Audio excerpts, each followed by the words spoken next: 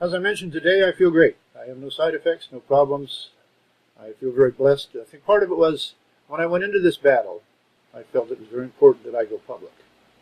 It wasn't my battle myself. And I didn't know about the power of Facebook and all these other things. I resorted to emails.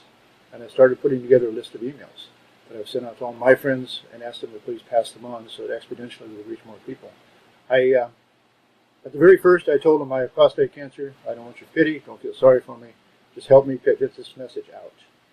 And there's probably a series of 40 or 50 of these emails over this journey. I call it Bob's Journey, as a matter of fact. And a tremendous amount of support I got back from my friends and from people I didn't even know, quite frankly. But my biggest issue was it was important that men get checked. When I went in I'd gone for cataract surgeries, had hernia surgery, had many, many physicals.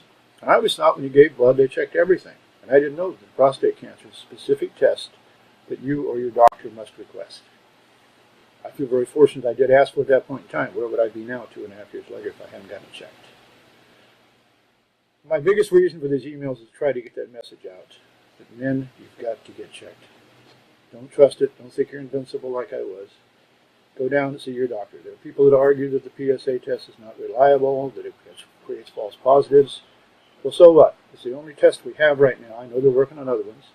But a biopsy is not a big deal to know. And you can't run around and hide from this thing. So that's what I tried to do with emails. And I got responses from people, quite frankly, around the world that said, I didn't know, I'm going to go get checked. And that meant the world to me because I felt like that was the one way that I could participate and try to pass this on. My son, because of history of prostate cancer, he's 39. I insisted he go get checked because there's history he needs to get checked too. Got checked and he's fine and can continue to get checked on a regular basis. So that was my biggest desire there, was to get that message out. And that's why I'm doing this.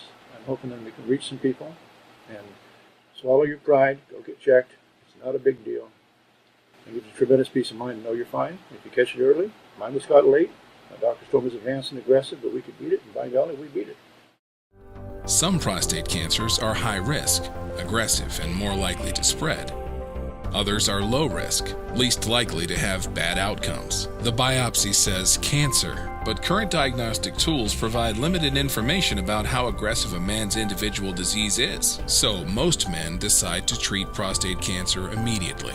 Once treated, many men experience serious long-term side effects, like incontinence and sexual impotence. Immediate treatment isn't always needed, but right now a man can't be sure if his cancer is the kind that is likely to require treatment or if he's okay to wait for now. What if there was a test that could determine how aggressive prostate cancer is? Genomic Health is developing a new test to do just that.